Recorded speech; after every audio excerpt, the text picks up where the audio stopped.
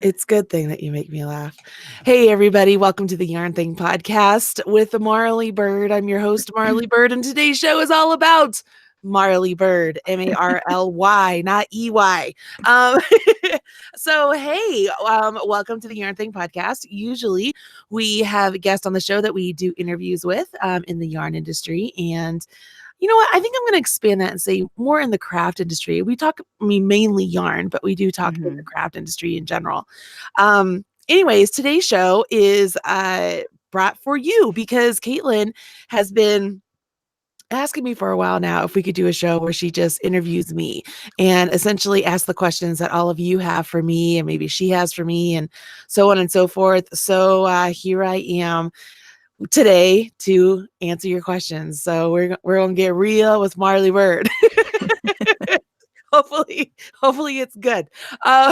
So we're gonna say thanks to our sponsors who are hopefully still our sponsors after the show. Stitches.events, home of the Stitches Expos, XRX Books, and it used to be a Knitters Magazine, but that is no more. Erin Lane Bags, if you've been following Lindsay online and Erin Lane Bags in general, you've seen the saga of the new fabric coming in. Oh, look at my dog. Can you see my dog? She's like, oh, I'm just going to scratch myself down here. That's awesome. Fantastic. Anyways, I totally got sidetracked. Sorry, Lindsay. Okay, Erin Lane Bags. She has new fabric. She is putting it together to come out with her brand new collection. So I can't wait to learn more from Lindsay and Erin Lane Bags. We also have Buffalo Wool Company, who I recently found out some really great news on the down low, and I can't share yet, but when I can, I'm going to tell all of you about some exciting news with Buffalo Wool Company and where you can get their fabulous products. But as of right now, you can always get them at buffalowoolcompany.com. So go check them out. And then, of course, we have Creative Bug, who we love and just adore over there.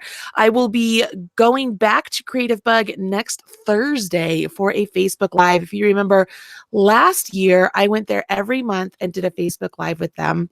And this year, we're doing it every other month. And I had to miss January because I got sick because remember Kaitlyn and I came home with the flu from AFCI. And so I told her she shouldn't be kissing on me, but what do you do? I mean, just joking. Just joking. HR nightmare. No.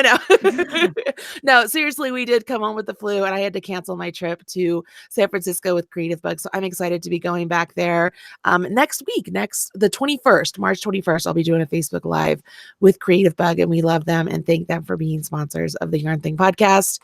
And then last but certainly not least, Red Heart Yarns, where I am the proud national spokesperson and home of Chic Sheep by Marley Bird Yarn. So I have enjoyed being the spokesperson with Red Heart Yarns for 3.5 years now. I would love to make it just longer. I would love for it to continue way longer than my contract. So if you guys are praying kind of folk or whatever, just please put that on your prayer list. So yeah, there we go. Those are the sponsors. And I usually, this is where I talk about the guest. So I won't. How about I jump to you and let you introduce the guest, Kaitlyn? Sure. Well, before we talk about the guests, since this is our show and we get to do whatever we want to do, I do want to say about Buffalo Wool Company, I know you can't disclose what this new thing is, but I think it is so awesome that now they have like vending machines in like airports and stuff. I really want to see one in person just to be able to go like get socks and mittens or whatever they have in there out of a vending machine. I think that's so cool. It's in Alaska for sure right now. And I know we can say that. So it's in Alaska. I'm sorry, the camera's going back and forth. I'm going to put it on just one of us. Otherwise, I even get sick of that. But yeah, it is in Alaska. But this other news, I'll tell you off the air what it is. Okay. It's I think I already know. All right, cool. So let's tell people who you are. They might not know. Well, if you don't know, then you've been living in a hole. No, I'm just kidding. I'm Kaitlyn. I guess my title is social media director, but I kind of do like everything on the back end. Helping with Marley, keeping everything organized. She's the creative designer and everything else. And I'm like, hey, you have this due today. Hey, you have that due tomorrow. Hey, go do this right now. Yeah. So we work together as a team. And if you follow any of the unboxings, you'll have seen me there. And That's pretty much it. Unless you were at Stitches West, not this year, but the last year I was there. If you were at AFCI this year, I was there too. I'm trying to get up to CGOA. That would be cool. You should. You should. Yeah, working on it. Okay. We'll talk about it. Okay. So anyway, so this was my kind of idea that Marley should come on and she should talk about herself, which I know she doesn't really like to do, because not many people like to come on and talk about themselves. Let's be honest, right? But I thought there's probably questions out there that people have, if they haven't been following you as long, or you only hear bits and pieces throughout places. So let's give the followers an opportunity to come and ask questions to Marley so you can learn more about them. Oh, you know what? I was going to try to see if I can even get the YouTube questions on my phone in case anybody has questions. You can post about them. In the chat. Like, I'm following the chat too. And I have Chris Lopez. Hi, Chris. Thank you. She's going to help me moderate over there. She didn't volunteer. I volunteered her. So I just gave her moderator, whatever abilities. And so I'm just like, Chris, you get this job. Oh, well, yeah, we like Chris. She just called me the Wonder Woman. So, yay, Nice. Chris. Nice. We love Chris Lopez. She's fantastic. Yeah. Okay. So I can get the questions. So I'm not going to look at these while we do the other questions, but we'll come back to these and we can check them out. So we asked you guys to go ahead and post your questions in Facebook on the Marley Bird page. And so we have a whole page full of questions that we're just kind of going to run through. They're in no order, just kind of pulled them off and put them on a sheet. So we may be bouncing around on topics, but we'll make it work. Okay. So our first question, are you ready to jump into questions? Yeah, let's do it.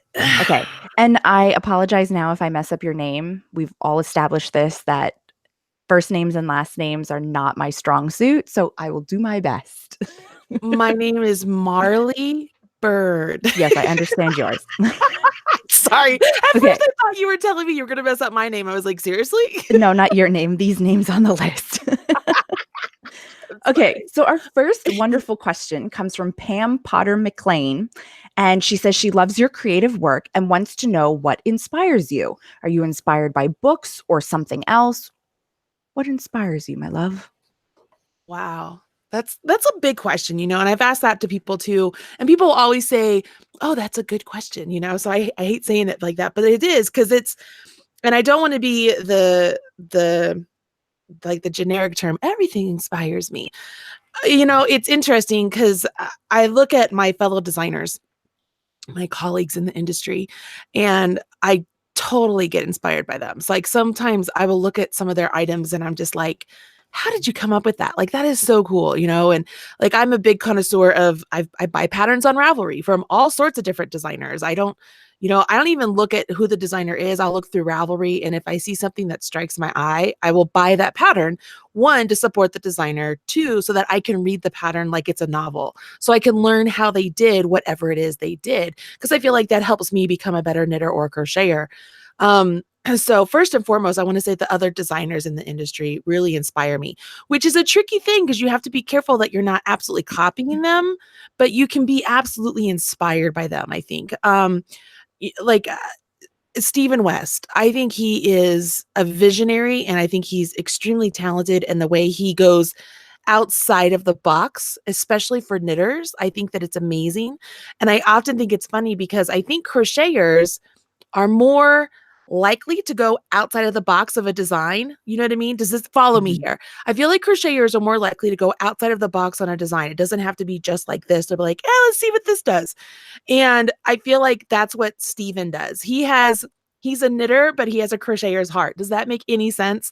He has that wisdom and that whimsy and that fun that most knitters are afraid to tackle. You know what I mean? This is the pattern, this is the way it is, this is what I do, this is how you decrease, this is how I should increase, this is the shape of the sweater, this is what it should be. It's very rare that you get somebody who's willing to just throw all of that out the window and just do it on their own and just make things up. Okay. At least this is my opinion. This is my experience. I think Steven does a really great job with that. So I often think of him as the knitter with the crocheter's heart, because I feel like crocheters are a little bit more whimsical and more free form, more free spirited, and willing to put their hook just about anywhere to get whatever the look they want. So anyways, designers in general. Another big thing, color. I mean, shocker, right? I mean, color. I've talked about this before. I love the look of whites and grays and creams and tans, like all those really neutral, calming sort of look color or colors. My mom is really big into those colors and I appreciate them. But when I go to the store and I go to pick up yarn or I go to pick up a design or I go to pick up just about anything, I have realized over time that I pick up things with bright colors. I love bright colors. And so it's actually really hard for me to design in neutrals because I wanted everything just needs to be so super bright in my mind. So when I come into my office here and I have, my inspiration wall essentially behind me, and then my studio over there, this is my room in here is extremely inspiring. Just walking in here. It just makes my creative juices flow, I guess. And then of course I look at the runway. I always look at Pinterest. I'm looking at magazines. I don't watch TV. I listen to a lot of audiobooks and I rarely watch movies. If I watch movies, it's usually the same ones over and over. The ones that I love. But yeah, that's a So really long answer, but that's now we really have to know, what's that's your the truth go-to of it. movie? What's my go-to movie? Mhm. Oh, it depends. So if I'm in the mood for watching a movie or a series of movies because I'm working on a deadline, it's gotta be Lord of the Rings, the editor's cut, the extended edition, or the Harry Potter series. Those are and there so it's the series that I really like, but those are my go-tos. Like I'm always watching them. Or if it's just like I just kind of want to feel good or just kind of watch whatever, Jane Austen's book club. Um, what's another one that I do? I love You've Got Mail. That's an old one. It's an old one. It's an old one. And so here's something interesting. Talk about like putting you in this kind of time capsule sort of thing and realizing how fast technology moves. So, as you guys know, I've been working on books, I've been working on deadlines. And so I've been watching a lot of Netflix. And so I've been watching series. So I watched the entire Friends series, which you can look at it, you can tell that it was a different time in Mhm. technology. It was a different time. So I finished Friends and I was like, you know what? I always enjoyed watching Cheers when it would come on after the news. So I'm going to watch Cheers. So I started at the beginning of Cheers and went to the end of Cheers and oh my gosh, like if you watch Cheers today in today's world and think about what it was like, it's just completely different. Like it's just completely different. Okay. So I finished Cheers and now I'm on to Frasier. I'm on to the last season of Frasier. And even that it's completely different. The technology is completely different. They're actually using cell phones in Frasier, where in Cheers, they always had to use the bar phone or the pay phone on the wall, and the Mhm. first time Sam got the computer in his office, he didn't know how to run it, and Rebecca brought it. Like it's all that stuff. It's just interesting to watch technology go through. I mean, even like in Frasier, they're wearing Walkmans. There's iPads or iPods didn't exist yet. And so I don't know. It's just one of those things. Okay, there you go. Sorry. Okay, so let's go on to the next question. Okay. So this one is, see, now this last name, I'm sorry if I mess it up. This is from Laura Snodgrass. Snodgrass, I think so. She asked, do you still thoroughly enjoy knitting and crocheting now that it's your job? Or has it become more like work? And she wants your honest answer. Don't just give us an answer. That's what So she said. that's cool. Honest answer. That's cool. My honest answer, yes, I still enjoy it. I love it. I do find that I'm less likely to just pick up my hook and just start making something without writing down a pattern because inevitably I finish it and Kaitlyn asked for the pattern. She's like, "So when are we going to publish that?" So no, I'm just joking in the sense that it's just that it becomes one of those things that I I my job is my hobby and vice versa. I love it. I often will joke around that if I won the lottery, I would still be doing this. I would just pick my own deadlines. Like, you know what I mean? I would give myself a little bit more time to do things, but I love what I do. I am God blessed me immensely with a skill, with an ability to teach people, with some sort of an ability to be creative and put it together and create what I've done. And I'm immensely grateful for it. I love it so very much. There not a day goes by that I don't knit or crochet something. Um, and it's a lot of fun. My honest answer is yeah, I'm not burnt out. I've been doing this for 12 years now. I have insane deadlines. I don't meet them all. I try my hardest. I'm a big optimist, thinking that I can, but I can't. And it's hard to say I can't because I want to do it all. But yeah, I love knitting and crocheting. I love what I do so much. Yay. Yeah. Okay, so our next question comes from Mary Lou Schultz. Um, she would like to know, how do you choose what patterns you do on YouTube? Ah, so you probably have noticed I either do my own patterns or I do ones with Red Heart. And when I go to Red Heart every quarter, we sit down and they pick out what patterns they want me to do a video on. Maybe it's a pattern that they know is going to be popular. Maybe it's a pattern that they know has a unique stitch or something to it that's going to cause some questions as they need some help with it, whatever it may be. So Red Heart chooses all of the videos that I do. If there is a video I want to do, like say there's something that I want to make that's on their website, I'm free to do whatever videos I want. I just don't get I don't, it's not that I don't get paid to do. I mean, yeah, I don't get paid to do those videos. They don't count as my number of videos I've got to do each month for Red Heart. Those are just solely on my own because I wanted to do a particular video. That's where it's hard because, making the videos, you work on the step out sometimes. Maybe there's step outs. Maybe there's a stitch I have to learn myself to make sure that I'm articulating it correctly and teaching it correctly. Being in front of a camera, knitting and crocheting and talking all at the same time while trying to look pretty is actually not so easy. So I do make mistakes and people are quick to point those out. Thank you so much. But all right, like I'll say the wrong thing or I will say, let's do a half double crochet. And then I'm talking and I'll do a double because, that's what we do. We just naturally make mistakes. But it takes a lot of time. So doing the videos, even though you might be looking at a 10-minute video or a 1-hour video, you're looking at many more hours put into that video to make it. So I want to do more, I want to say more teaching videos, less pattern teaching videos, but more like skill teaching videos, quick one-offs where maybe you come to a pattern and it says that you need to do a standing double crochet. I mean, I already have a video for that, but let's just pick on that. It says to do a standing double crochet. I want you to be able to go to the Marley Bird YouTube channel and type in standing double crochet Marley Bird and have a video come up. So that's my ultimate goal. Kaitlyn knows this. It's one of my big goals. We have a whole list of items that I want to have a chance to sit down and teach. I think it's just going to be a matter of Kaitlyn coming out here for a week and saying, okay, we're doing this. So yeah, that's kind of how the video stuff goes. And then outside of the Red Heart videos, whenever there's a video for something that maybe my pattern, or maybe it is a particular stitch that I just want to put out there because I know people have been asking about it, I will do those videos on my own. And then of course we have the knit alongs and the crochet alongs that are sponsored by Red Heart, and we do videos for all of those as well. So yeah, that's the video list.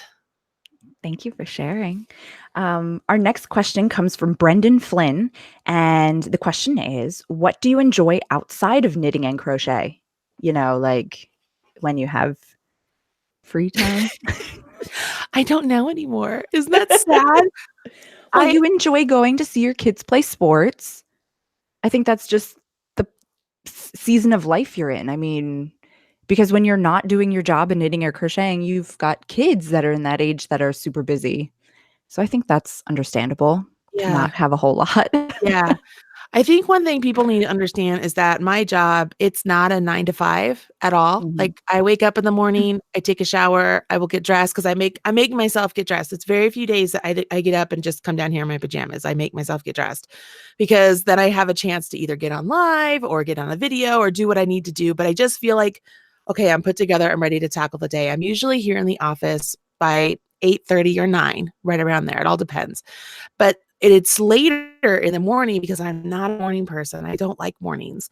So I'm down here about 8:30 or 9. And then I am down here usually through till John gets home about 5:30 or 6. He usually makes dinner. I will sometimes come up for dinner. Sometimes he brings it down to me. And then I don't leave the office here till about 10 o'clock at night when I go and crawl into bed. So my job is constant. Like it's not it's not just, hey, I'm going to the office, I'm working for a little bit, then I go home and I get to do other things. Like, this is what I do. The difference in there is just like what Kaitlyn said, is practice or sporting events where I'm still working when I'm there. So like my son practices Tuesdays and Thursdays for basketball. So I have to leave the house here by 5:30. So that gets me out of the office, right? But I'm not done with my work. So I bring it with me, take him to practice. John and I will go to a coffee shop, or sometimes we'll grab dinner. We'll work through dinner. And then I pick Joey up at 8:30, depends what night it is. And then we drive home, which is a 45-minute drive, And then depends on how much work I got done, but I will usually then check emails, check YouTube comments, make sure there's nothing immediate that needs to be done. If I'm tired, I will go to bed. That's one thing I've learned through the last 12 years is I can only push my body so far or I get sick. So I'm very good about not getting sick. It's very rare I get sick. But I need sleep. So if my body is like, you need to go to bed now, I listen to it. I just have to be like, I'm not going to finish this stuff. It's going to be late. I've got to go to sleep. But for the most part, so I'll get back home and I'll either go back to work, or whether it's sitting in bed with my freaking awesome Aught light that I just love. The one that has the stand on it, because I can put my iPad on there. It's fantastic. The light is directed I'm totally sidetracking here, but the light is directed right on my project, so it doesn't interfere with John sleeping. So sometimes I'll sit in bed and do that just so that I'm in bed next to him. I know that sounds ridiculous. Or I'll be down here editing a video really late at night or whatever it may be. So my job really takes up a lot of my time. And like I said, when I'm at practice or when I'm at games, I'm always knitting or crocheting on something that I'm supposed to be working on. And then there's very few times when John and I shouldn't say very few times. John and I make a point of going on dates for the very purpose of we don't get to see each other very much, So, I want to say last Friday. Yeah, Friday he took the day off or something was it Friday he took the day off? I can't remember what it was, but he called me. No, he didn't take the day off. He called on the way home. He goes, "You want to go out to dinner?"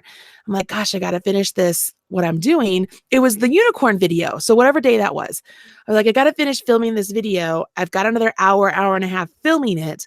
Let me finish it and then we can go." He goes, "Well, I thought we'd do dinner and a movie." I said, "Well, what if we do a movie?" He goes, "Okay." So I bought the 8 o'clock movie. I finished the video, started uploading it to my computer, and it was 8 o'clock on the dot when I walked upstairs and said, "Hey, we got to go. We got to go catch the movie." So, I mean, yeah, it's 8 o'clock at night. We're going to a movie, which, side note, I feel so old because I'm like, oh my gosh, I'm so tired. Don't fall asleep, right? And then we went to dinner afterwards. Oh my gosh, talk about really exhausted. And came home and went to bed. But it's like stealing those little nuggets of time and just trying to spend some time together. I've totally sidetracked myself where I was going with all this. What was the question? What do you do outside of knitting and Yeah. crocheting?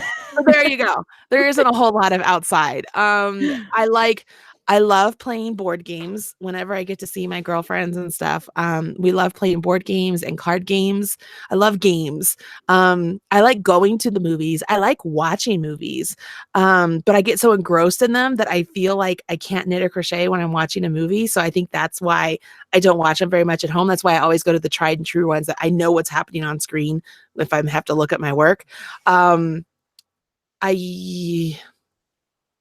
I don't know. I think that's it. I love to shop. I love to spend money. I'm really good at that.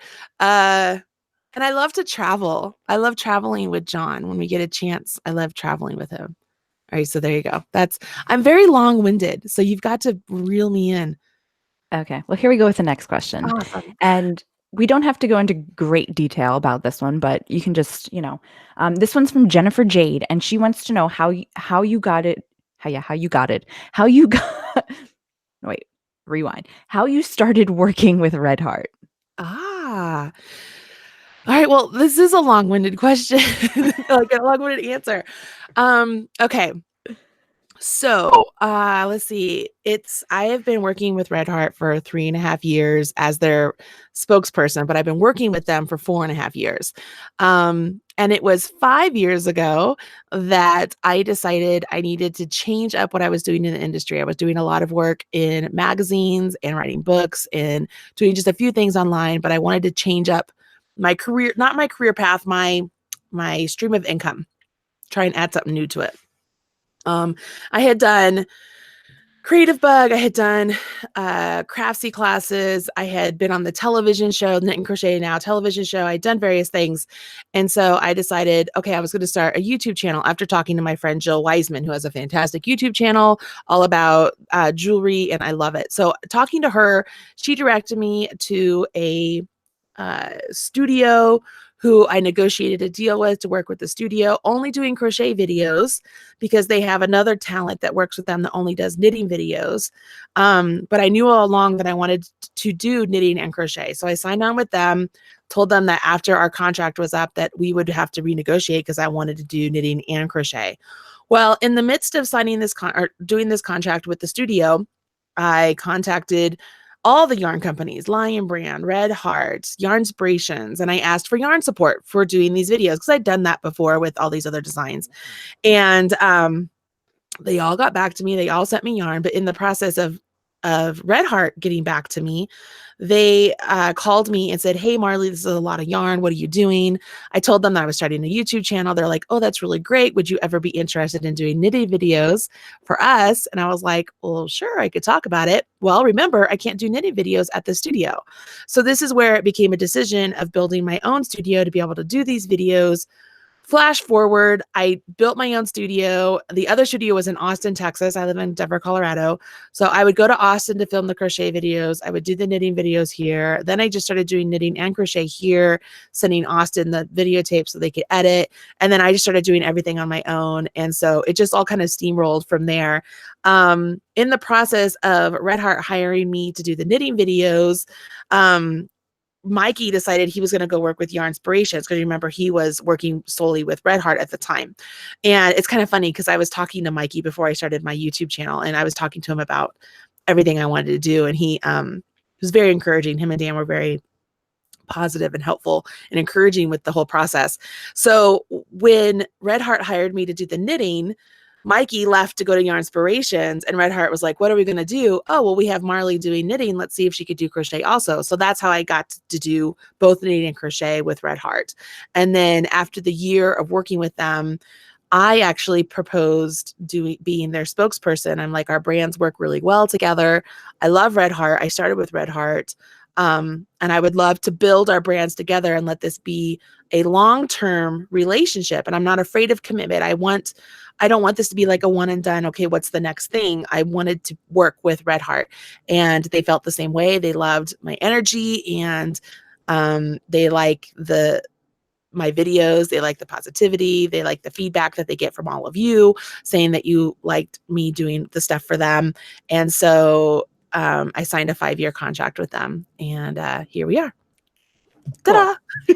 So our next question then ties into this a little bit. Is from Heather Jill Spy.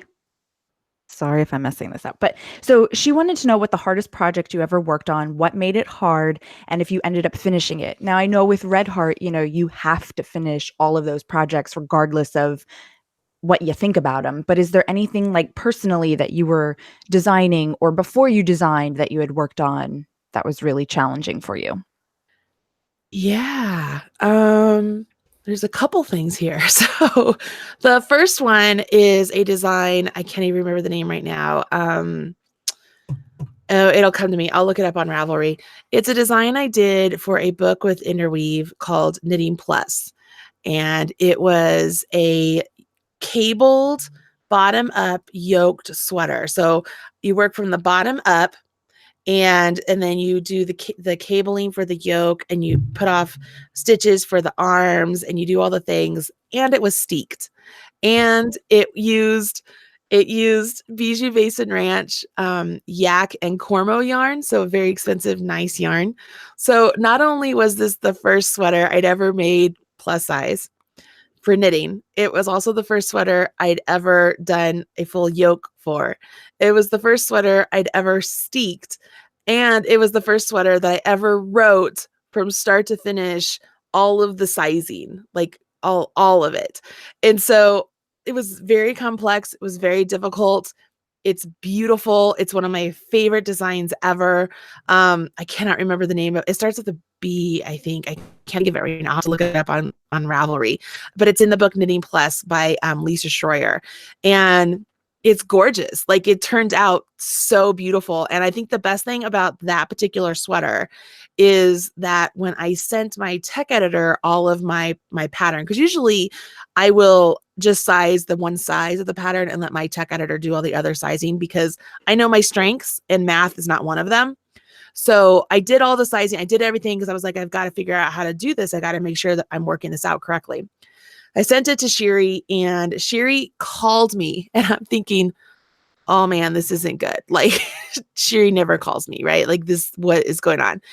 And she goes, Marley. I said, yeah. She goes, I just had to call and tell you that I'm so proud of you.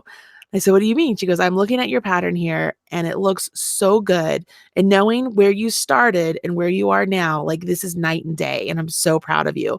Because those of you who don't know, Sherry was the first person, was the tech editor who edited my very first sweater pattern ever. And it was a hot mess.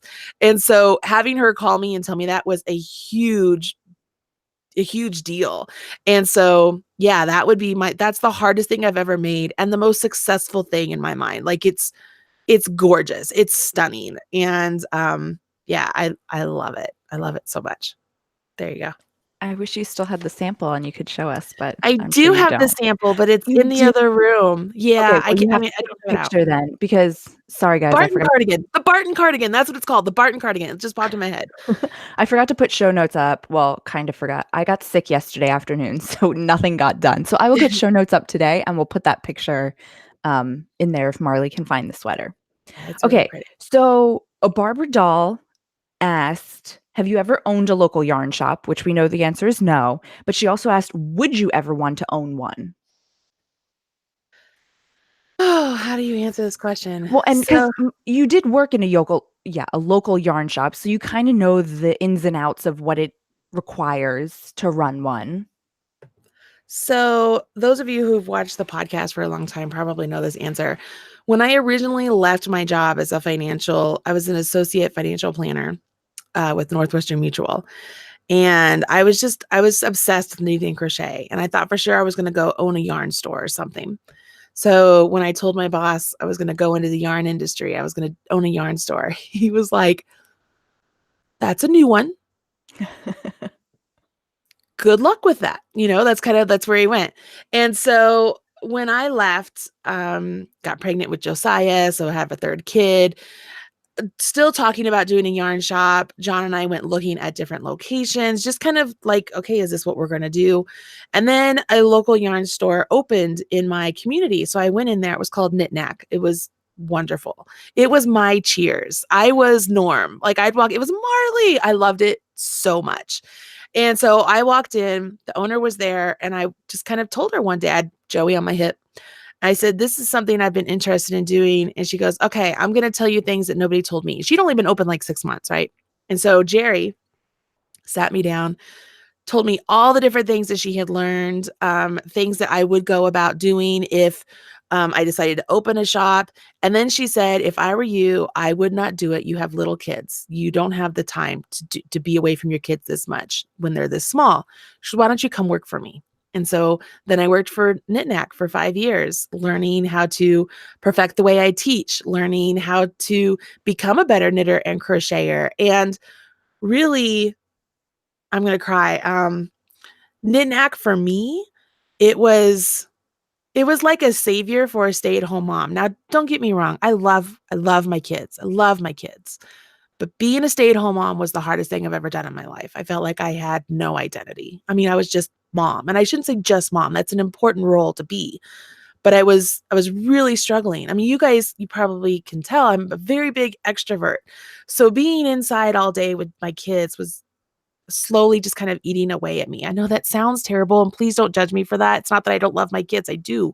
But I needed I needed to have some interaction. So when I started working at Knit Knack and I would walk in and it was like, Marley's here, I would go to work. I'd work all day Saturday and it didn't feel like work. I loved the people. I loved the classes. I loved grabbing lunch down at the corner, bringing it back and eating it with everybody as they're making their working on projects. Like it was it was like a savior sort of place. I don't know how to explain it. It was Yeah, I totally get that because that's why I reached out to you when I did, because I was just starting out being a stay-at-home mom. And it's not that I don't love my children. It's not that I don't enjoy being with them every day, but there was just something that I needed to use my brain in a different way that I had been doing for years, going through school, starting a career. And I didn't want to be at a job 9 to 5 that I couldn't be with my children, and I wanted something that had that flexibility that said, here, you can be an adult and you can be a contributing like adult to your family type of thing, but absolutely. yet you can still be with your kids all the time too. So between me and my husband, somebody's always with my kids. That's a family because Absolutely. that's what we wanted to do. Totally. Yeah, it worked out really well for us because I was able to go into the shop and I worked Monday nights and Wednesday nights and I taught beginner knitting. And then through as time went on, as the kids got older and stuff, and as I could do more hours during the week, sometimes I would do Tuesdays and Thursdays also. And then, as I said, I would teach all day Saturday. So I would get there at 8 a.m. and it was great. We had this wonderful group of women. They would take a class and they finish the class like, what are we going to do next? So it was our 8 o'clock in the morning, and there was a coffee shop in the yarn store.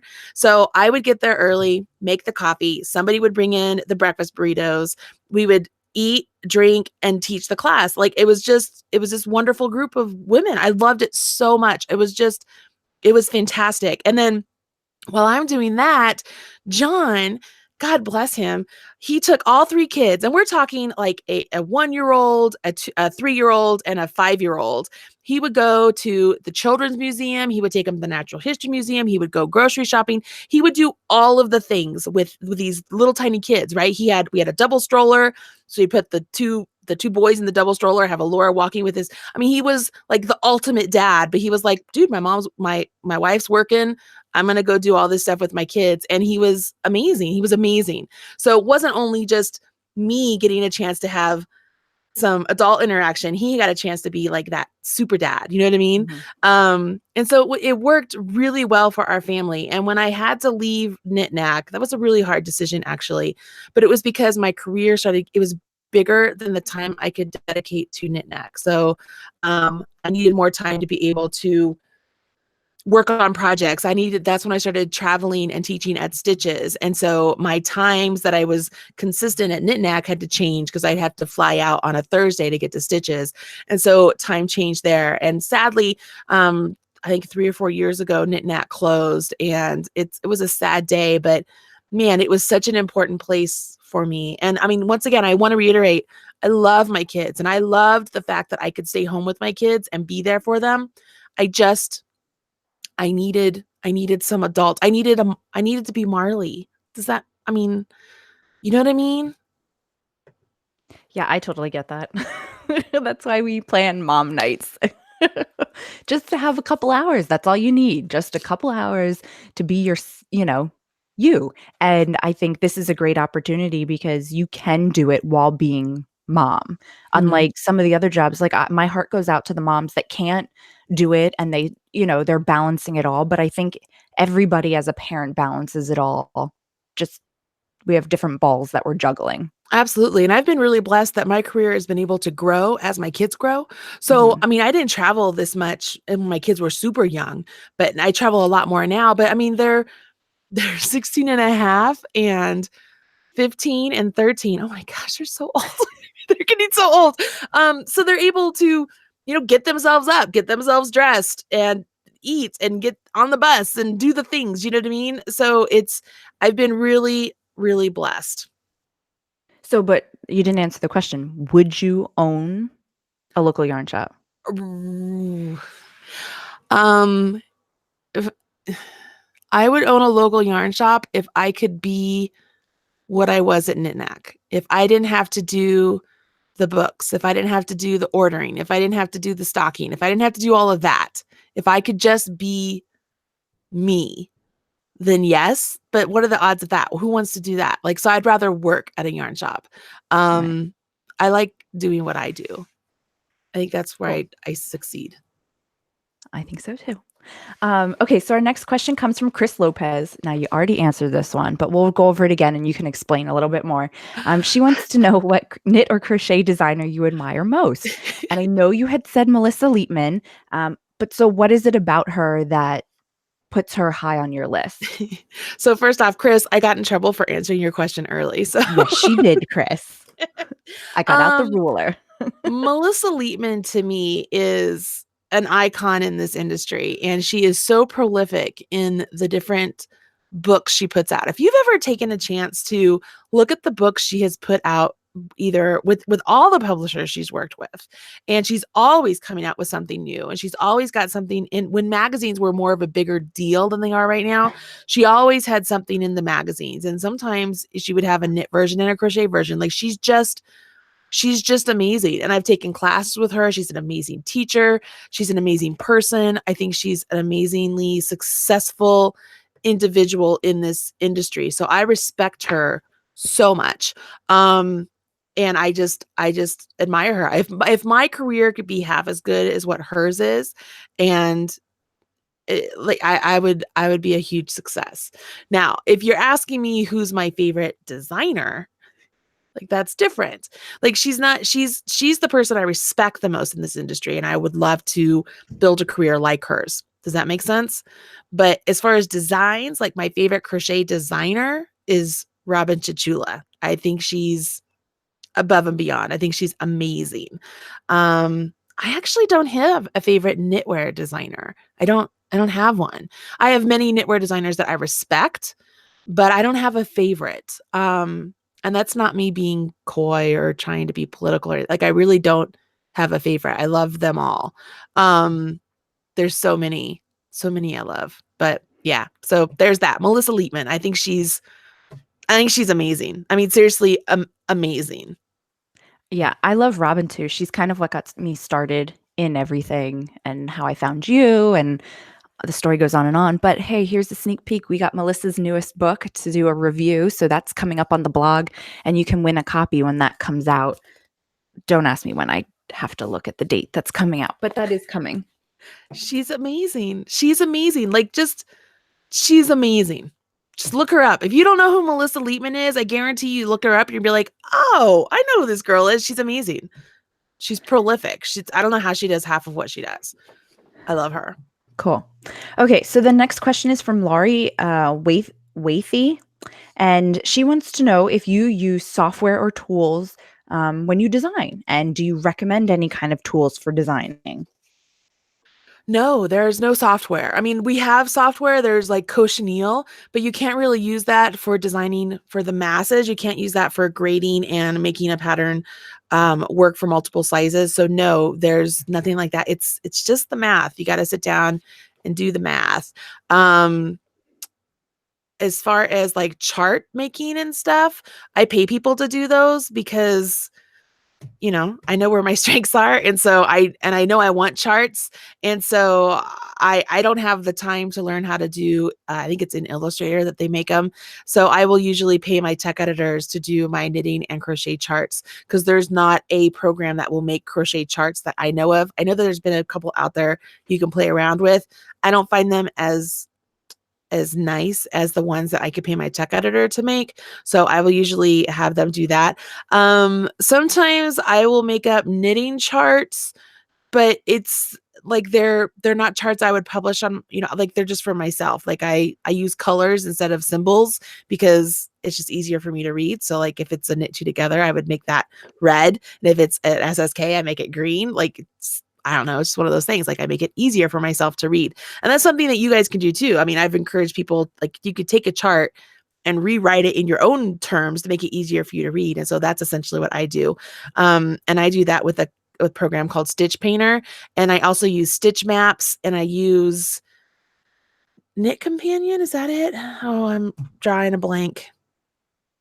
Here, it's on my computer. You could probably look it up. Here, I won't do that right now. But yeah, I use some of those to play around with my knitting charts if I need to mess with stuff. But usually graph paper. And then obviously these are not true symbols, but they're symbols for me to understand what's going on. So like this here was me working out the tournament of stitches for the knitting version, trying to figure out the repeats and how many, like these are the slipped stitches. And so this was me figuring out how many stitches are on either side as you do the decrease and the increase. And so, yeah, for the most part, I pull out paper and pen because I'm old school like that. And yeah, like here, these are my notes for boomerang shawls because I'm doing a book on boomerang shawls. So yeah, usually it's just paper and pen. And then I have lots of books. I read lots of books, again, because designers inspire me. And so I read how they design, how they write their patterns. If there's a particular stitch I like in something, I will buy a pattern or look it up and read how that stitch works. So yeah, did I answer the question? Yes, you did. So Corey, Robin, would like to know, can you share your most significant life lesson? Oh my gosh, that's a big question. All right, so I'm gonna be honest because this is the quote that's on my Facebook, my personal Facebook page, and so and I don't want to get too religious-y or anything like that, but like this is my biggest life lesson, and it was actually a quote or something that my pastor's wife told me, and those of you who don't know, she's the one who taught me how to knit, and it was several years ago in the middle of my knitting career, and I was asked to do something. I don't remember exactly what it was, and I remember just talking to her. She was just my friend, I wasn't going to her like a counselor. She's just my friend. Starry's my friend. And I'm just talking to her, and I'm like, I can't do this. I can't do this. I can't do this. I can't do this. I can't do all of this and then all this at the time. Like I was just venting, right? And she said to me, she goes, Marley, don't put God in a box. And I just looked at her and I said, well, what do you mean? She goes, you keep saying you can't do these things and you're restricting the possibilities of what God can do for you. Don't put God in a box. And that rung a bell with me. And so it's always something I'm telling myself when I have doubt in my mind, or I feel like I'm not succeeding, or that everything's going to the dumps, or whatever it may be. I will often tell myself, don't put God in a box, because you never know what his plan is for you. And so it might not go the direction I want it to go into, and I might not understand why. And I can scream and yell and curse. Yes, I curse about it. But I believe God has an ultimate plan for me. And if I don't put him in a box and just follow whatever the path he's making for me, everything's going to work out. And so, yeah, that's my biggest piece of advice. Don't put God in a box. There you go. Very good. Have I ever told you that before, Kaitlyn? Maybe. It sounds familiar. So I think maybe once before, but yeah, I don't know. I don't know. We talk about a lot of stuff. Right? I know, right? Ooh, my dog just passed gas. Woo! Oh my gosh, that is rank. Not to change the subject too drastically, but Okay, our next question is from Barbara Graff, and she wants to know if you visualize your patterns first or if you just knit and crochet and then write it up afterwards. oh, it's a little of both. That's the honest answer. It's a little of both. I have sketchbooks. I have all sorts of things where I will sketch things out. I have an inspiration folder on my computer where I will copy pictures and images and stuff online and put them in there. And maybe there's like little aspects of a design that I like, whether it's a stitch or the shape or whatever. And I put them in there to kind of inspiration. And sometimes I just start making something and then I write it down, which gets me into trouble sometimes because then I forget. Other times, because I have contractors that will make the things for me, because there's no way I can make all the things that I need to do by myself. I have to write the pattern down and let somebody else make it. So it truly is a little of both. It's like I've got, for example, like this is the start of a mitten. And I haven't written it down. And so I was like, well, you better stop because I have no idea what I've done. So it's like, all right, you better stop and write that down and redo it. But yeah, that's it all depends on what the day is and what I feel. Yeah, and it depends on if you know that I'm going to be bothering you for a pattern later, right? Always. You always ask me for a pattern later. Well, Always. everybody wants all your stuff, so we got to get it out there. Hey, we should ask people, what do you think of that capelet piece back there? I would like to know what people think. I don't know. I would like one. I know you say that. John I loves know it. there's a lot of things I ask you to send me, but I don't get any packages in my door, so you know. Oh, you're so cute. Okay, our next question is from Gwen Smith, and she wants to know if you have an arts background, like a bachelor's degree or something like that. I have a degree in speech communication. I graduated from Colorado State University, and shocker, I like to talk. I actually really enjoyed learning about interpersonal communication and parliamentary procedure and all of the things. And ironically, one of the things that I did for one of my classes, we had to do like a community service thing and write a big speech about it and give a demonstration. And so what I did is I went to my local it was like daycare for adults, but it was adults with some of them had Alzheimer's, most of them had Alzheimer's. And I went there, interviewed to be a volunteer, and I got picked up. And one day I decided I was going to bring my crochet with me because I didn't knit at the time, so I brought my crochet. And it was amazing to see these people who had Alzheimer's, very, a lot of them, a lot of trouble remembering anything. And they would pick up a hook and yarn and they would crochet with me. No pattern, no nothing, just start doing it. And so that became my thing. I would go there and volunteer and I would sit and crochet with these elderly folk. And so when I wrote my paper out and I had to get up and give my speech, I showed my very first crochet project. I showed the things we worked on, and I talked about the importance of needle arts in our society. And so flash forward several years and here I am in the needle arts. And so I find that it's things like that that I look back at and I'm like, oh, that's interesting. It's interesting that my life kind of went that way and here I am now. So yeah. Very cool. I didn't know that story, so that's pretty cool. Yeah. Okay. Sharona Rhodes would like to know what draws you to a pattern. Are you drawn to knitted patterns more or crochet patterns more? I'm drawn to knitted patterns more. Is that designing them, or if you would happen to get the chance, or like when you're looking at things? If I'm looking at things on Ravelry, just looking through patterns, I tend to go towards knitted patterns more. I designing wise, knitting patterns are easier to write. Yeah, but Gonna I be think I honest. feel like you've done lately, there's been a lot more crochet patterns that you've done. I mean, I know we haven't published all of them yet, but it does seem like the last couple ones, minus the book, because Mhm. those were, knit only, but it seems like you've been on a kick of crochet patterns. I don't know if there's a reason It's because behind you that. asked me for some more.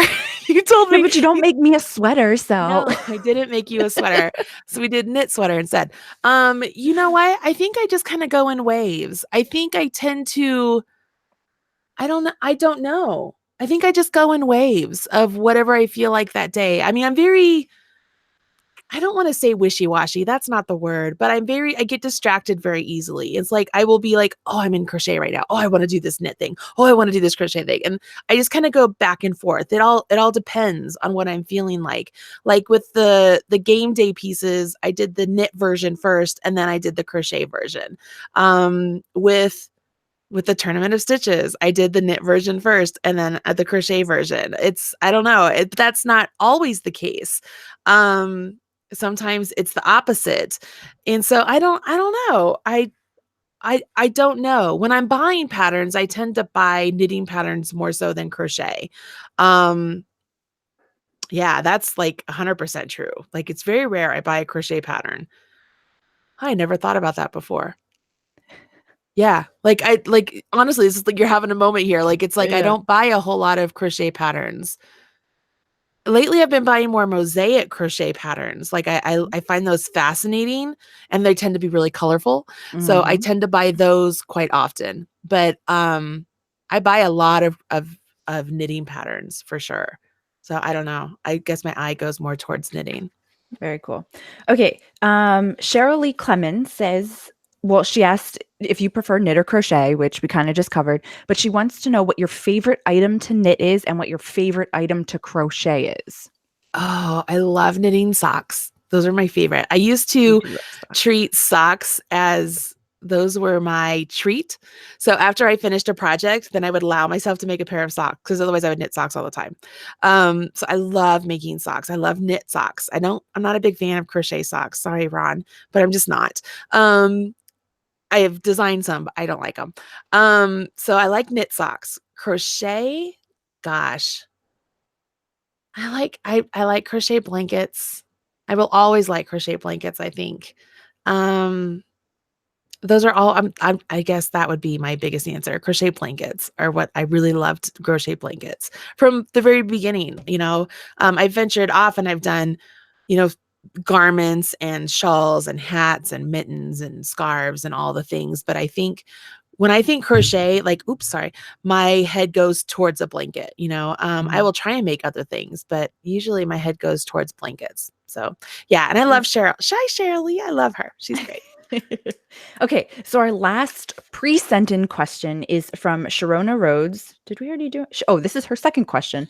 But she wanted to know, this was sent in, I think, last night. Have you ever lost your Crojo? And what did you do during that time? How did you get it back? She says, I'm right there now. I stare at my whips, but I just can't get myself to pick them up or even start a new project. That is sad. That's really sad. That's really sad. Yes, I'm gonna call it Mojo because I've lost my crochet and knitting mojo before. Um, what I've done is I went to Ravelry and I looked for a pattern that inspired me. Maybe it was doing something that I'd ever done before. And I grabbed a yarn that I had never used before and I would teach myself something new. So, for example, I lost my mojo several years ago, and it was right when the Entrelock books came out, one by Gwen Bortner and one by Rosemary Drysdale. And I'm like, gosh, that's really cool. Because obviously, if you've looked at Entrelock before, it could be really colorful and bright. And I was like, man, that's really neat. I'd love to learn how to do that.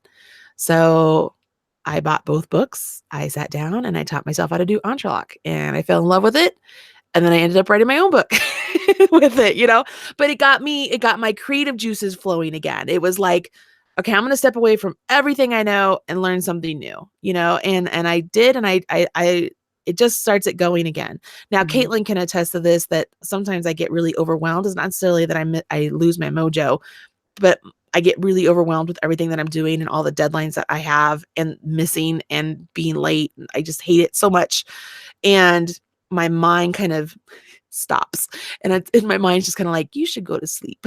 And so I will find myself taking more naps than normal, and it's just like I feel like it's like this internal preservation of, you're getting so overwhelmed, you need to go take a nap. And then once I can bust out one of the things that are on my plate, then all of a sudden I'm back at it and just going for it. Mhm. So yeah, so I guess my biggest piece of advice is try something new. Put away the whips, whatever you're working on. If they don't make you happy, don't work on them. I mean, unless it's a deadline Mhm. thing, then that's different. But if it's something that you're doing for fun and it's not bringing you joy, don't waste time on it. I have a couple of those that I just haven't ripped out yet. So yeah, you totally just don't waste time on them. Go learn something new. Pick something else up. Yeah, and I think too, with learning something new, it doesn't have to be knit or crochet. Go Mm-mm. learn sewing, Jewelry. embroidery, jewelry. That's my Mhm. go-to. That was my other Um, one, was jewelry. I taught myself but jewelry. yeah, try something different to just get your brain working in a different way and give yourself that permission to step away from it for a little while. But I also get that need of, I have to do something creative because I think it's just like innate in you if that's what you're doing all the time is making stuff. So find something different that you can do, or find a good book that gets you back inspired. If that's something, take that time to read a really good book. Yeah. I I love audiobooks. They're really great. But yeah, like, make stitch markers. I know Right. that sounds ridiculous, like it's so simple, but there's so much joy in making stitch markers. Shawl pins, they're fun to make. Um, Yep. So yeah, there's that. Okay, so we have a couple questions over here on YouTube that hopefully everybody will stick around with us for a couple more minutes. Joe Butterworth wants to know if you're going to do an a la mode chic scarf tutorial. Oh gosh, I was not planning on it. That one's a little bit, it's a tough technique, and I feel like I will lose a lot of people, not subscriber wise, but like trying to teach it. I think it's more of a one-on-one sort of teaching experience. I think teaching it over video, I haven't wrapped my mind around how I would do it yet. So I have decided not to do it yet. So there's that.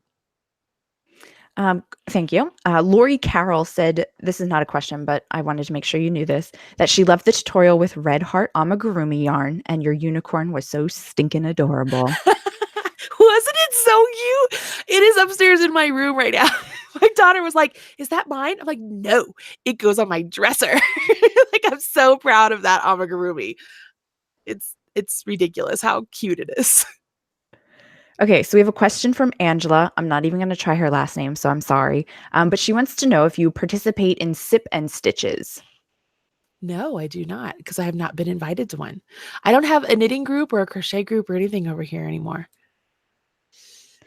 Okay, so here's another one from Donna McGinnis. She says that some other reps, I think she means like designers and stuff, do crochet cruises, but not everyone can take that much time off of work. Would you ever consider doing a weekend crochet retreat? Yes, I would. Yeah, we'll just leave it at that. Okay, hold on. I got to scroll through here. Do, do, do, do. Oh, here's a good one. Susan Leek said, last night I watched your video teaching your mom to knit. How did knitting and crochet miss your mom and hit you?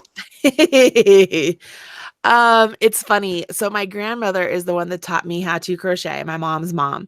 And my mom always viewed crochet as that old woman's craft. Like, she just never really liked it. She liked the stuff that was my grandma made, but she didn't want to do it.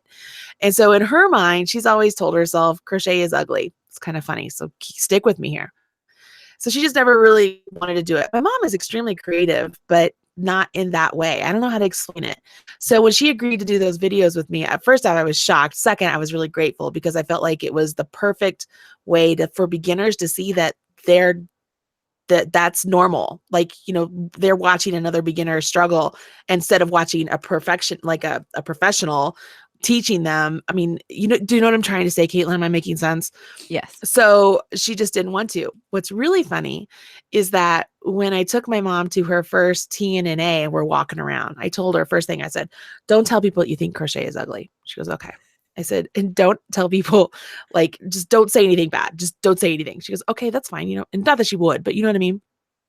So we're walking around and she can't tell the difference between knitting and crochet. So she keeps pointing things out. Oh, I really love that. I'm like, oh, so that's crochet. No. Yes, it is. So we'd walk around. Oh, I really love that. Oh, that's crochet. No. And so, like, this was the constant reaction, right? The other thing was she kept pointing out things that were Nikki Epstein's. So I was like, dude, you've got to meet Nikki because I think you'll just love her. And they do. They love each other. Like, they think they're just awesome. Bee's knees. And so what was cool was what my mom had in her mind attributed to what crochet was. When I took her out and she got to see all the other stuff, she was amazed with what crochet could do. And to this day, like, I'll make things and she goes, oh, I really love that. Could I make that? And I'm like, well, it's crochet, mom. She goes, no. And so, it's interesting. So she just never had an interest in doing knitting or crochet. Even now, she learned to knit, right? She was doing it for a while. Then she got really involved in her antique stuff. Like, she actually has, I don't know what they're called, like booths at like the Armadillo Mall and stuff, like at antique malls. And so she is doing that. So she hasn't knitted in a while. So she probably have to go back to watch her own videos to learn how to knit again. But it was fun. I love doing the videos with my mom. I love the time I spend with my mom. I'm actually taking her with me to Charlotte next week. So when I go to my meeting with Red Heart. So it'll be a lot of fun being out there with her. But yeah, so there you have it. Great. Anna Lanigan would like to know if you're a cat or dog person. I'm both. I love cats. My husband is terribly allergic to cats. So we have dogs, which I love too. I love my dogs. So yeah, I'm both. I'm not a fish person at all, period. No fish, zero fish. And I'm going to answer a question here real quick, just because it's been asked a lot.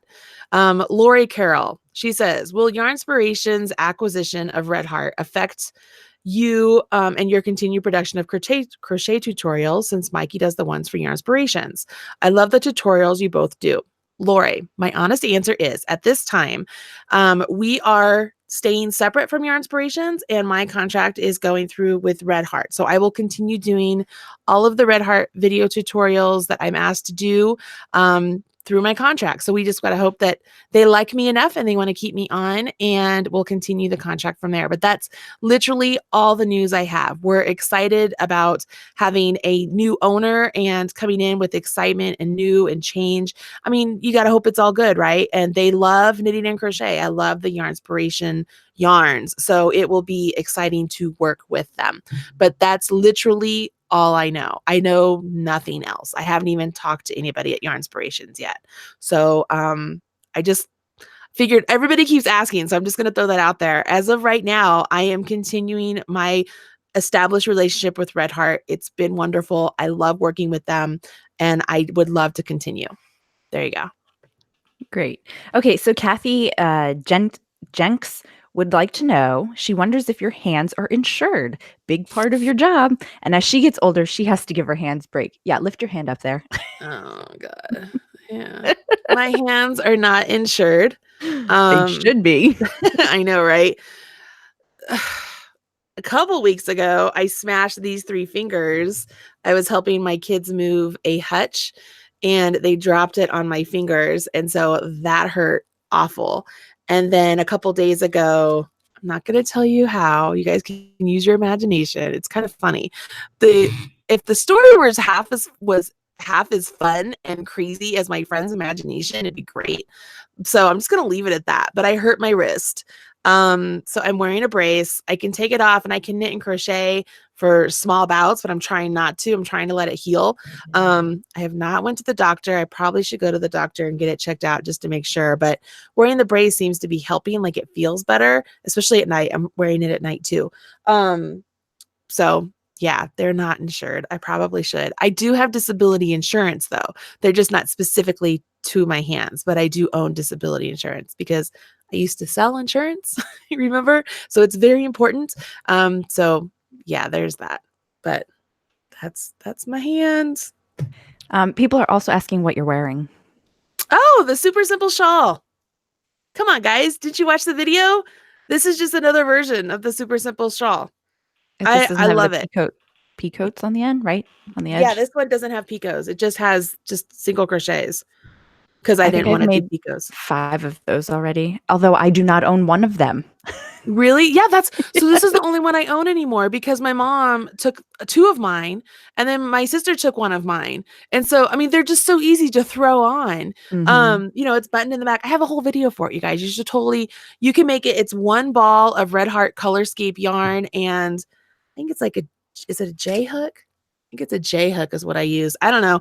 It's super simple. That's why I called it the super simple shawl. And you put a button in the back so it stays on, and it's the perfect warm piece. So yeah, that's what I'm wearing. Yeah, all right. I'm scrolling through some of the comments here, and there's just a ton that I'm going through about being a mom and how they all understand exactly what you're talking about and they get it, and everybody's doing a great job and just working through it. So they get you.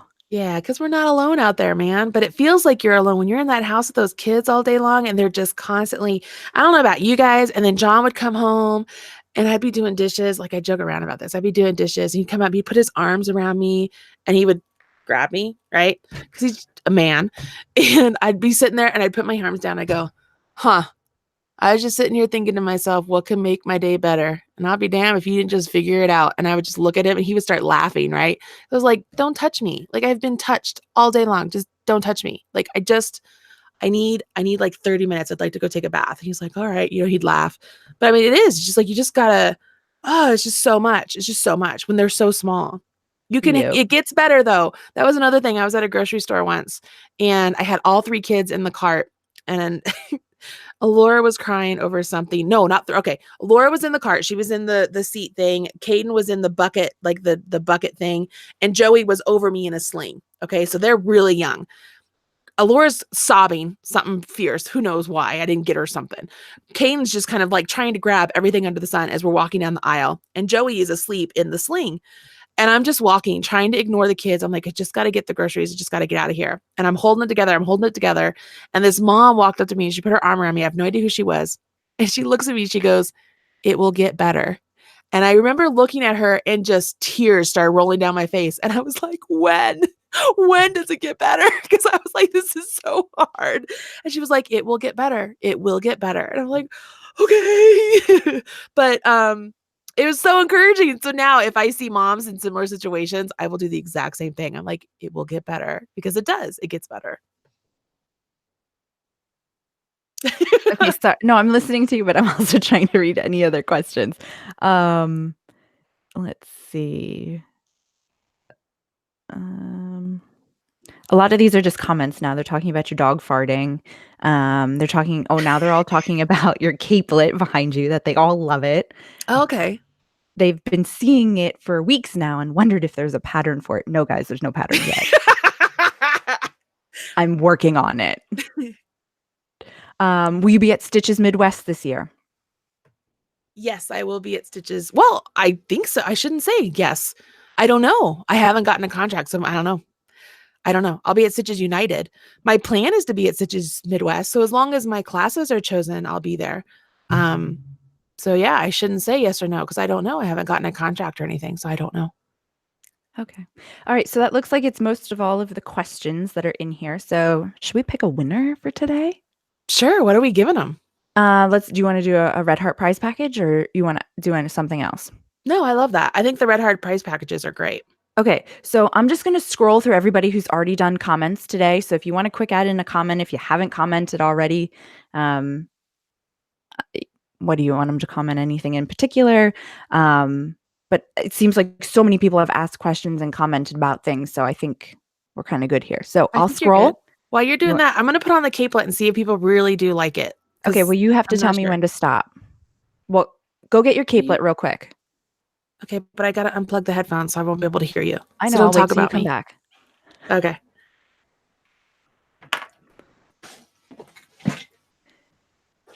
Okay, while we're waiting for Marley to do that, just a reminder, the Tournament of Stitches is going on right now.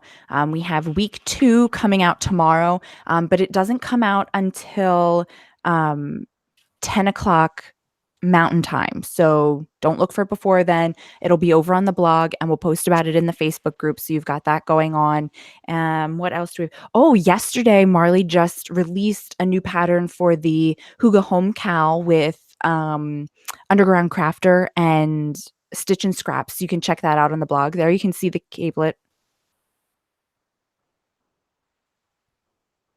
I think she has to talk or something, so the video goes back to her. I can't make a thumbs up with my hand. Like it was really hard. I was talking, so I think you had to talk so that they could come back and see you. Oh, okay. I see. Okay. I was telling them about the Tournament of Stitches tomorrow coming up. Oh, okay. All right. So should I stand up again? Yeah, if you want to. Okay. Is it down? All right. Hold on.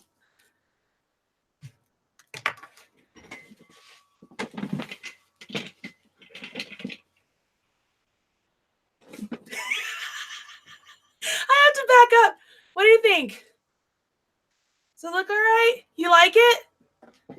All right. I'm going to come back and put my headphones on. I can't hear you. What'd you think? Yeah, everybody's saying that's a cute capelet. Love the capelet. Looks so warm. Yes on the capelet. Nice. Awesome. I need a pattern. Love the cape. It's pretty. Oh, cool. Cute. It is knit for those of you asking. It's in what yarn is that? I forget what we did. Grande. So it's super chunky. Yeah, I use like size 15s. This is Grande here. And it is a jumbo weight 7. So it works up quickly. Yeah, I use size 15 needles. Yes, that's really great. Okay, so I'm going to scroll. You tell me when to stop. Ready? Okay. Go. Stop. That is okay. Stop moving here. No, wait. Stop. That is Teresa Janek. Wait, where did her comment just go? It just scrolled away. Teresa. All right. Hold Jan on. check. Yes, I think that Okay. was it. All right. Congrats. Yes, Do you want her to email her? Jana check. Okay. Want her to email you? Yes, email winner Winner at at marleybird.com with no. your Winner at Yarn Thing Podcast. yarn. Yeah, sorry. All right. I know what we're doing today. I know you got it. Got it. And tell us what you won, that you won the prize package from today's podcast. Give me your full mailing address and your phone number so we can pass that over to Red Heart and they'll get it sent out to you. Cool. And I'll get the show notes up today so you can still comment on there if you want to come up with a keyword Marley, and we can give away another prize package to a comment winner. Yeah, I love that. This cable is super warm. It actually feels really good because it's cold in the house right now. But my collar's up. You see that? But I can't. Yeah. Oops. How about that's the keyword, capelet? Capelet. I can't get the collar down because of my hand. I can't adjust it. It's warm though. It's comfortable. I like it because it hits right at my elbows. I don't know if that'll work for everybody, but it hits right at my elbows so that it's not like in the way. Do you know what I mean? It feels good. I don't know. Do people enjoy this? Do you guys like hearing about me? I don't know.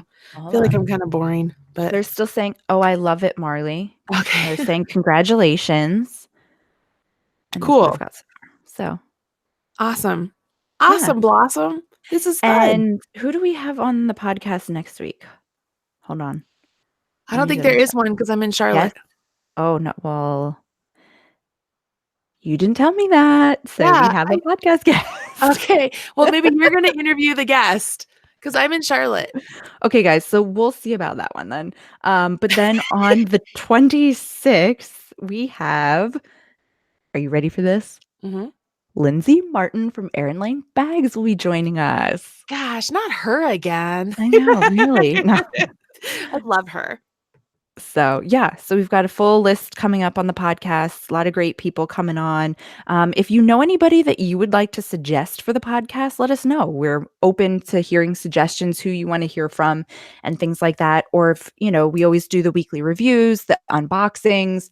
Let us know if there's something you want to see, because I try to do my best to think of what you want, but sometimes there might be other things that you want to hear. So cool. So you already talked about the Tournament of Stitches. Yes. Did you talk about the knit along coming up? No. All right. Do you want to tell them about the knit along? Well, there's going to be a post. So sneak peek. There's going to be a post this week all about Huga Charm, which is one of the newer yarns from Red Heart. And this is a weight 4 yarn. It's got a little bit of sparkle in it. And this is what we're using for the cowl this year. And so if you check out later this week, I forget if it's Thursday or Friday, we're going to do a review of the yarn and we're going to be giving away 4 balls. So that will be enough for you to make the largest size of the knit along this year. So you'll want to check that out so you can try to get your yarn ahead of time. But the cowl this year is going to be a sweater. And I got to make one of the samples and I freaking love it. And I was really mad that I had to send it back. And I'm like, please, can I have it back? But I'm actually going to be making one in this color when everybody does the cowl. So I'm going to be joining in this year and I'm going to make one for myself because it is really great. It's not complicated. It doesn't have any shaping really, other than the sleeves, right? We did shaping in the sleeves because they're not straight sleeves. Yeah. We just did simple decreases to, have it taper to your arm. But no shaping. It's like an oversized sweater, but we'll talk about this more in a blog post because even though Marley's giving us positive ease, you'll see a picture of what I chose as my size. And I don't have as much positive ease because that's just my personal preference. So you really do have a lot of variation here to pick something perfect for yourself. Mm-hmm.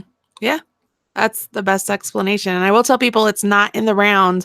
I know a lot of people who want to make sweaters in the round. My first sweater should be in the round, so it's so easy. I don't have to purl.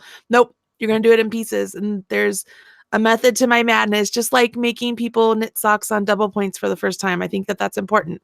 So you have to make a sweater in pieces first. We're going to understand the construction of a sweater. It's really simple, guys. It's so simple. And And so, yeah, those of you who've been wanting to make a sweater, gosh, this is so warm. I feel good for the first time in like hours because it's so warm.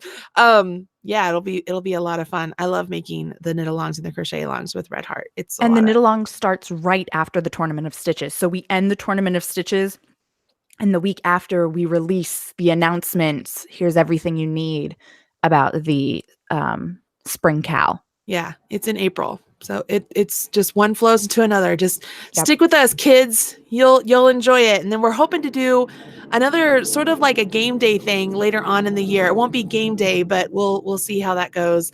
Maybe Yeah, we could maybe do like a Black something. Friday or something. Yeah, or even like World Series. Can you hear the jets? Oh my gosh, is that what that is? Those are jets. Yeah, because I live right next to Buckley Air Force Base, so those are the jets flying by. Oh, I always cool. think it's the coolest thing. Like I go outside and watch. Like they just like I have to think if they're buzzing the tower. Like negative Ghost Rider, the tower or the pattern is full. You know, come on, Goose or Maverick. There, okay. Anyways, just makes me laugh. All right, I think we've taken enough of their time today. Okay, sounds good. So I'll get the show notes up later today, and then you can enter to win. Use the code CAPELET. Remember, only on the show notes, the comments here, Facebook, Twitter, YouTube, anywhere else. Wonderful, but they don't count. That's so cute. Luann Wright says we should call it the 7th inning stretch. I Or like 7th inning that. stitch. 7th inning stitch. I And love it. we could do like a section for each inning. Ooh, that is so cool.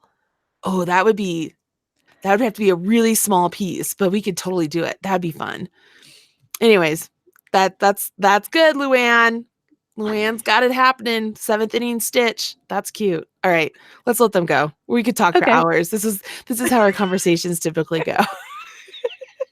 She's like, all right, Marley, and moving on. What's next? So what are you going to do the rest of the day, Kaitlyn? Work. You don't even want to know Okay. what my list looks like. We're getting out the Oh, Tournament of Stitches patterns from last year. I'm working on those PDFs, working on the game day PDFs, so you can all get all those. Next week we have a new pattern releasing on Friday. Is that the hat pattern that we're releasing, right? On Friday? I think so. The blossom hat. Yes. Chris Lopez.